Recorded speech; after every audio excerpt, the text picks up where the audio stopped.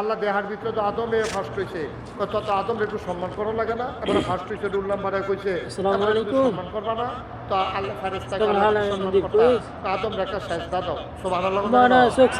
ফেরেশতা দৌড় দিয়ে গিয়া আদম রে সেজদা দিয়া লাইছে, জিন করে আল্লাহ আমি আদম রে সেজদা দে, মানে আল্লাহ আমি আদম রে সেজদা দিতাম পারতাম না, আউযুবিল্লাহ কইতাম না।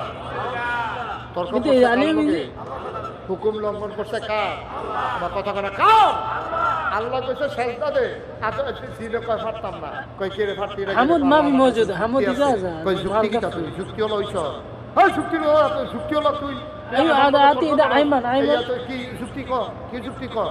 আল্লাহ সুবহানাল্লাহ মওজুদ না আসর মাটি দিয়া আমারে বানাইছো কি দিয়া? কয় আগুন দিয়া। তাই ইনশাআল্লাহ তাহমিনাতিন খালাকতানি মিনান নার, শুকরান বানাইছো আগুন দিয়ে, মাটি দিয়া, আমারে বানাইছো আগুন দিয়া, মাটির একটা চাক্কা লইয়া